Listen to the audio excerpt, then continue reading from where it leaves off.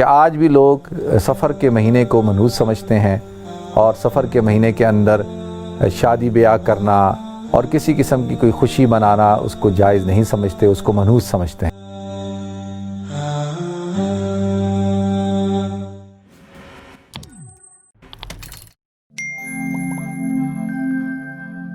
الحمدللہ رب العالمین والعاقبۃ للمتقین والصلاۃ والسلام علی اشرف الانبیاء والمرسلین وعلی آلہ وصحبہ اجمعین، اما بعد فاعوذ باللہ السمیع العلیم من الشیطان الرجیم، بسم اللہ الرحمن الرحیم، وما ارسلناک الا رحمۃ للعالمین، صدق اللہ العظیم۔ اللہم صلی علی محمد وعلی آل محمد کما صلیت علی ابراہیم وعلی آل ابراہیم انک حمید مجید، اللہم بارک علی محمد وعلی آل محمد کما بارکت علی ابراہیم وعلی آل ابراہیم انک حمید مجید، رب اشرح لی صدری ویسر لی امری واحلل عقدۃ من لسانی یفقہوا قولی۔ محترم ناظرین کرام، بزرگان دین اور میری عزیز ماؤں اور بہنوں، السلام علیکم ورحمۃ اللہ وبرکاتہ۔ ناظرین، سفر المظفر کا مہینہ شروع ہو چکا، اسلامی کیلنڈر کے اندر یہ دوسرا مبارک مہینہ ہے، اور اللہ رب العزت نے پورے جو ایام بنائے ہیں، پورے جو شہور بنائے ہیں، ان میں سے کوئی مہینہ، کوئی دن، کوئی ساتھ جو ہے وہ منحوس نہیں ہے۔ زمانہ جاہلیت کے اندر لوگوں کا ایک عقیدہ تھا، ایک نظریہ تھا سفر کے مہینے کے حوالے سے، کہ وہ سفر کے مہینے کو نحوس اور نحوست والا منحوس مہینہ سمجھتے تھے۔ تو لہذا سفر کا مہینہ شروع ہو گیا ہمارے ہاں بھی، آج کے دور کے اندر بھی، اور ماشاءاللہ اتنا آج کا دور ٹیکنالوجی کا دور ہے، علم کا، عرفان کا، نالج کا، روشنی کا دور ہے، لیکن اس روشنی کے دور کے اندر بھی کچھ لوگ ابھی بھی اندھیروں کی دنیا میں رہتے ہیں، اور ان کے وہی بلیوز ہیں، وہی نظریات ہیں جو زمانہ جاہلیت کے اندر ہوا کرتے تھے لوگوں کے، کہ آج بھی لوگ سفر کے مہینے کو منحوس سمجھتے ہیں اور سفر کے مہینے کے اندر شادی بیاہ کرنا اور کسی قسم کی کوئی خوشی منانا اس کو جائز نہیں سمجھتے، اس کو منحوس سمجھتے ہیں۔ تو لہذا اللہ کے رسول صلی اللہ علیہ وسلم نے ارشاد فرمایا، اور یہ صحیح حدیث ہے، لا عدوہ ولا طیرہ ولا حامہ ولا سفرہ، کہ اللہ کے رسول صلی اللہ علیہ وسلم نے ارشاد فرمایا کہ کسی قسم کی جو بیماری ہے وہ متعدی نہیں ہوتی۔ یعنی بیماری متعدی نہیں ہوتی کا کیا مطلب ہے؟ کہ انسان کا اگر یہ نظریہ ہو کہ ایک بیمار کے پاس بیٹھنے سے اس کی بیماری جو ہے وہ مجھے لگے گی، تو یہ نظریہ ٹھیک نہیں ہے۔ انسان بیمار ہوتا ہے، اللہ کے حکم سے بیمار ہوتا ہے، اور جراثیم کا لگنا یہ بھی اللہ کے حکم سے ہوتا ہے۔ آپ دن میں کئی لوگوں سے ملتے ہیں جو بیمار ہوتے ہیں لیکن آپ کو بیماری نہیں لگتی، لیکن آپ دن میں کسی ایک شخص سے، ایسے شخص سے مل لیتے ہیں اور آپ کو اس فلو ہو گیا، جی آپ کو کوئی جراثیم کیچ کر گئے۔ تو ایک مسلمان کا عقیدہ اور نظریہ کیا ہوتا ہے کہ لا عدوہ، کسی قسم کی بیماری متعدی نہیں ہوتی۔ مطلب متعدی نہیں ہونے کا مطلب یہ ہے کہ ہرگز اس کا مطلب یہ نہیں کہ بھئی بیماری منتقل نہیں ہوتی، بالکل بیماری جو ہے، بعض قسم کے بیماریاں ایسی ہوتی ہیں جو متعدی بھی ہوتی ہیں، لیکن ایک مسلمان میں اور غیر مسلم کے عقیدے اور نظریے میں یہ فرق ہوتا ہے کہ مسلمان کا یقین یہ ہوتا ہے کہ کسی بھی بیماری کے اندر اتنی طاقت نہیں ہے کہ وہ اللہ کے حکم کے بغیر کسی اور دوسرے کے اوپر حملہ کرے، کسی اور دوسرے کو بیمار کرے۔ اس لیے نبی کریم صلی اللہ علیہ وسلم نے ارشاد فرمایا کہ لا عدوہ، کہ بیماری متعدی نہیں ہوتی۔ اور پھر اللہ کے رسول صلی اللہ علیہ وسلم کے پاس صحابہ آئے، کہا یا رسول اللہ، یہ جو خارش زدہ اونٹ ہیں، یہ ان کے ساتھ ہم کیا کریں کہ وہ فلاں جگہ کے اونٹ آئے تھے جن کی وجہ سے یہ بیمار ہو گئے، ان کو بھی خارش ہو گئی۔ تو اللہ کے رسول صلی اللہ علیہ وسلم نے ارشاد فرمایا کہ پہلے تو ان کا اس عقیدے کا رد کیا کہ کوئی اونٹ کسی دوسرے اونٹ کی وجہ سے بیمار نہیں ہوا۔ آپ نے فرمایا کہ جو پہلا والا تھا، ما بال الاول، کے جو پہلا والا تھا اس کے ساتھ کیا مسئلہ ہوا بھائی؟ جو پہلا بیمار ہوا تھا وہ کہاں سے بیماری لایا تھا؟ اس کو کس اونٹ سے بیماری لگی تھی؟ تو جو پہلا بیمار ہوا، چلیں آپ کہتے ہیں بعد والے بیمار ہوئے اس کی وجہ سے، تو وہ پہلا والا کہاں سے بیمار ہوا؟ تو ایک تو آپ نے اس عقیدے کی نفی کر دی کہ دیکھو یہ کسی طرح کا کوئی متعدی نہیں ہے، اور دوسرا کہ یہ بھی بیان کر دیا کہ آپ ایسا نہ ہو کہ بھئی تم جو ہے وہ ان صحیح اونٹوں کو ان خارش زدہ اونٹوں سے الگ رکھو، تاکہ اس سے کیا ہوگا کہ کہیں تم ساتھ رکھو گے تو تمہارے اندر پھر وہی وہم پیدا ہوگا، تمہارے اندر یہی وسوسہ ڈالے گا شیطان کہ جو ہے یہ بیماری ان بیمار اونٹوں کی وجہ سے ہوئی۔ دیکھیں آپ کتنے لوگ ہیں جو اسپتالوں میں کام کرتے ہیں، ڈاکٹر ہیں، نرس ہیں، کمپاؤنڈرز ہیں، کتنے لوگ ہیں اسپتالوں کے اندر، مریض ہیں، مریض کے لواحقین ہیں، ڈاکٹر، سارے لوگ کام کرتے ہیں، لیکن آپ یہ دیکھیں کہ اگر بیماری ایک دوسرے سے ایسے فوراً لگتی ہوتی تو کوئی بھی ڈاکٹر زندہ نہیں بچتا، کوئی بھی نرس زندہ نہیں بچتی، کوئی بھی کمپاؤنڈر زندہ نہیں بچتا۔ تو لہذا یہ بات ہمیں ذہن میں رکھنی چاہیے کہ جب اللہ کا حکم ہوتا ہے تو اللہ کے حکم سے ہی وہ کوئی انسان جو ہے وہ بیمار ہوتا ہے۔ اللہ کی طاقت اور مشیت کے بغیر کوئی کسی کو کوئی چیز نقصان نہیں پہنچا سکتی، یہ ہمارا عقیدہ ہے، ہم مسلمان ہیں۔ پھر اللہ کے رسول صلی اللہ علیہ وسلم نے ارشاد فرمایا کسی قسم کی جو ہے وہ بدفعلی لینا، یہ بھی اسلام کے اندر نہیں ہے۔ کہ بدفعلی کیا ہے؟ جیسے مشرکین مکہ کیا کرتے تھے کہ جب وہ سفر کے لیے نکلتے تھے تو پرندہ چھوڑتے تھے، اگر پرندہ رائٹ سائڈ پہ اڑ گیا ہے تو وہ سمجھتے تھے کہ ان کے لیے یہ اچھا شگون ہے اور وہ سفر کرتے تھے، اگر لیفٹ سائڈ پہ اڑ گیا تو وہ نہیں سفر کرتے تھے کہ جی ہمارے لیے یہ اچھا شگون نہیں ہے۔ تو اس قسم کی چیزیں کرنا، اسی طرح سے جو ہے وہ پتوں کا استعمال کرنا، تیروں کا استعمال کرنا، تیروں کو پھینکنا، یہ ساری چیزیں فال نکلوانا، اللہ کے رسول صلی اللہ علیہ وسلم نے ارشاد فرمایا کہ یہ ان کی کوئی شرعی حیثیت نہیں ہے۔ لا عدوہ ولا طیر ولا حام ولا سفر، اور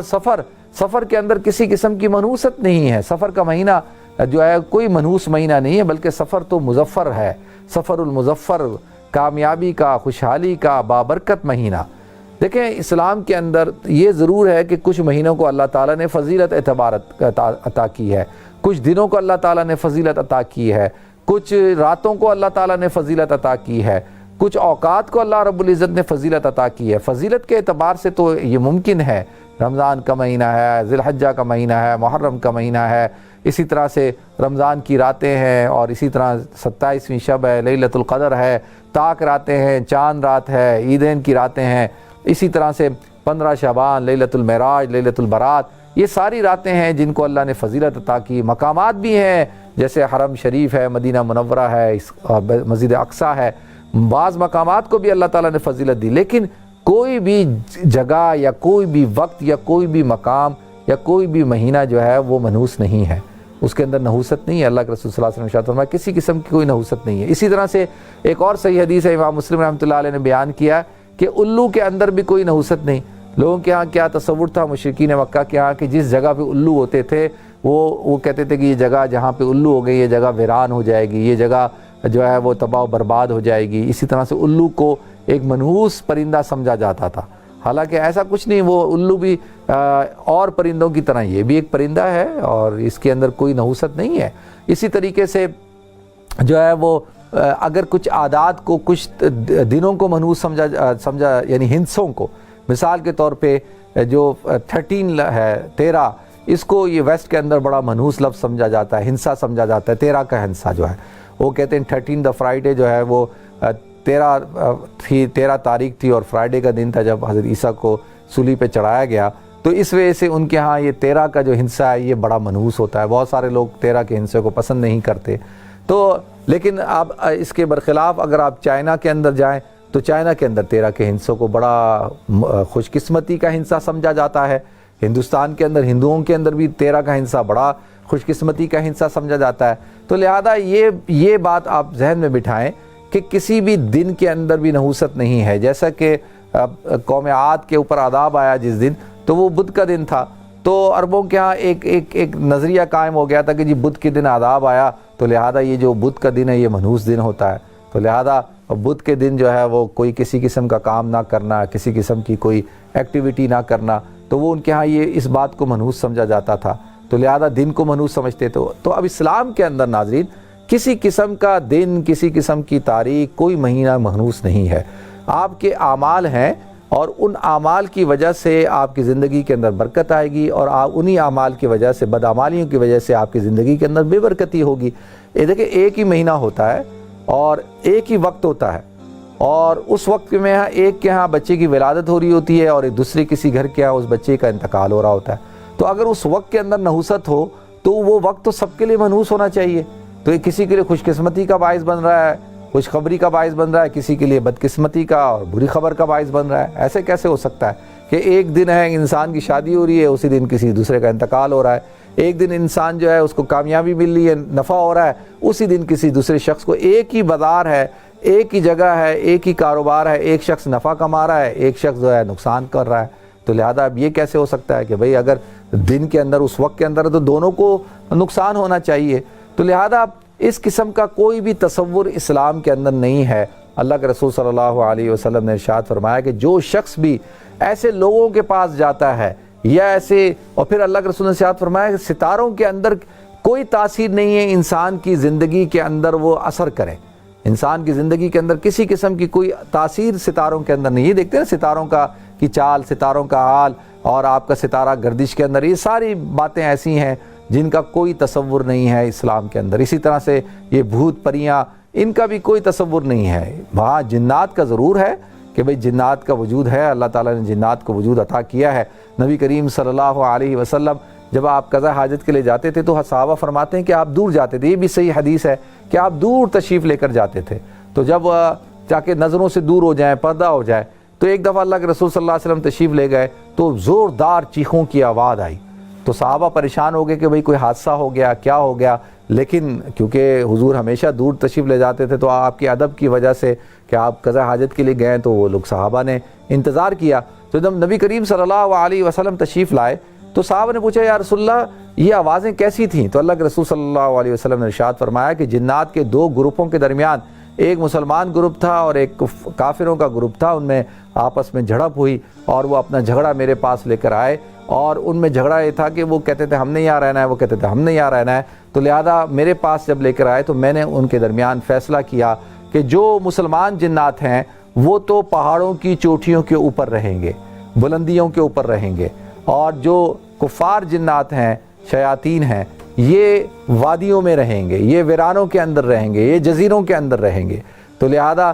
یہ میں نے ان کے درمیان فیصلہ کر دیا. تو اسی لیے کہا گیا کہ جب انسان وادیوں میں جائے اور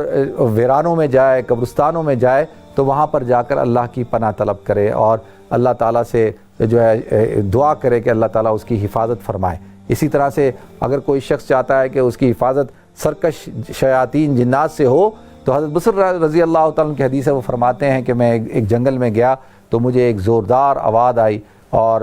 جنات نے جو ہے مجھے تنگ کرنا شروع کیا. تو میں نے سورہ اعراف کی آیت نمبر 54 پڑھی اور اس کے پڑھنے کے بعد جو ہے وہ مجھے ایک آواز آئی کہ نہیں، اس شخص کو ہم نے اب تک نہیں کرنا بلکہ اس کی حفاظت کرنی ہے. تو لہذا ناظرین اس سے پتہ چلتا ہے کہ انسان اگر اعمال اچھے کرتا ہے اور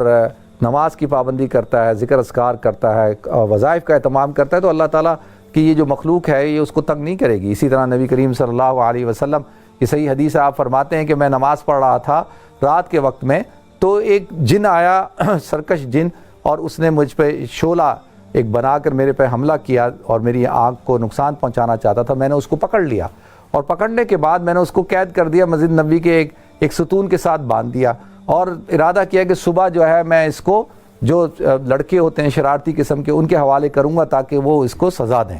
اس کو تنگ کریں. تو آتے ہیں کہ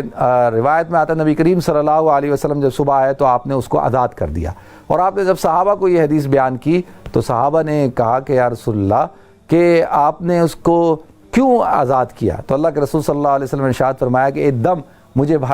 میرے بھائی سلیمان علیہ السلام کا خیال آ گیا کہ انہوں نے اللہ رب العزت سے یہ دعا مانگی تھی، رب ہب لی ملک لا ینبغی لأحد من بعدی، کہ اللہ میرے بعد کسی ایسی جو حکومت تو نے مجھے دی ہے کہ میرے لیے جنات کو مسخر کر دیا، ہواؤں کو مسخر کر دیا، تو میرے بعد کسی اور شخص کو ایسی حکومت نہ دینا. تو مجھے خیال آ گیا اپنے بھائی حضرت سلیمان کا اور ان کی دعا کا. تو لہذا میں نے اس وجہ سے اگر میں اس کو اپنا مسخر بناتا، تابع کرتا اور اس کو اس طرح سے کرتا تو یہ میرے بھائی کی دعا کے خلاف ہو جاتا، تو لہذا میں نے اس کو آزاد کر دیا. تو ناظرین اس سے بات پتہ چلتی ہے کہ جنات کو اپنا تابع بنانا، مسخر کرنا، یہ بات بھی جو ہے وہ ٹھیک نہیں ہے. باقی جنات کا کام کیا ہوتا ہے؟ جنات کا کام یہ ہوتا ہے کہ جیسے ہر انسان جب پیدا ہوتا ہے، اللہ کے رسول صلی اللہ علیہ وسلم نے ارشاد فرمایا کہ اس کے ساتھ اس کا ایک ہمزاد ہوتا ہے جس کو قرین کہا جاتا ہے، اور وہ اس کے ساتھ وہ کافر ہوتا ہے. اللہ کے رسول صلی اللہ علیہ وسلم سے صحابہ نے پوچھا یا رسول اللہ کیا آپ کے ساتھ بھی پیدا ہوا؟ آپ نے فرمایا میرے ساتھ بھی پیدا ہوا لیکن وہ میرا تابع ہو گیا ہے اور مسلمان ہو گیا ہے.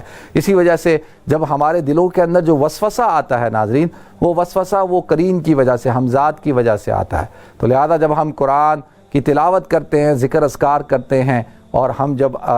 باوضو رہتے ہیں تو وہ اس کے وساوس ہم پر حملہ نہیں کرتے. لہذا اگر ہم اپنی عبادات کا اہتمام کریں گے، اپنے وظائف کا اہتمام کریں گے تو ہم ان ساری چیزوں سے ہماری جو حفاظت ہوگی. دیکھیں اللہ تعالیٰ نے کس طرح سے حضرت سلیمان علیہ السلام کو جو جنات ان کی تابع کی اور جنات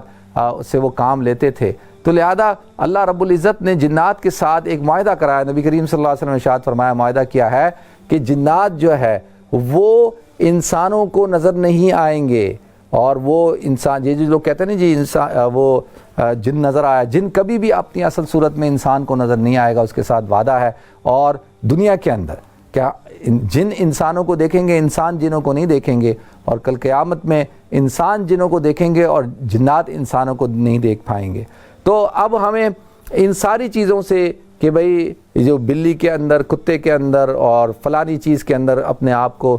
سمجھنا کہ یہ نحوست ہے، یہ اس قسم کی نحوست، کسی چیز کی نحوست نہیں ہوتی، انسان کے اپنے اعمال ہوتے ہیں۔ اگر آپ بدعمالیاں کرتے ہیں، اگر آپ گناہ گاروں والی زندگی گزارتے ہیں، اگر آپ جو ہے نماز نہیں پڑھتے، ناپاک رہتے ہیں، تو ناظرین اس کے اثرات بھی ظاہر ہوں گے انسان کی زندگی کے اندر۔ آتا ہے جب کوئی شخص رات کو سوتا ہے اور سوتے وقت جو ہے وہ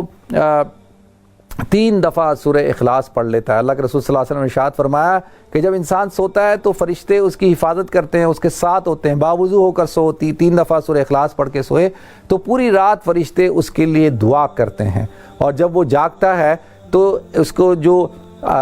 فرشتے ہیں اس کو کہتے ہیں کہ تو اللہ کا نام لے، اللہ کا ذکر کر، اور جو شیاطین ہیں، جو اس کا حمزات اور قرین ہے، وہ اس کو اس چیز سے منع کرتا ہے۔ تو جب ایک شخص جو ہے وہ اللہ کا ذکر کرے، اللہ کا نام لے، اللہم باسمک اموت و احیا جب پڑھتا ہے، اللہ کا ذکر کرتا ہے، تو اللہ تعالیٰ فرشتوں سے کہتے ہیں کہ اس کے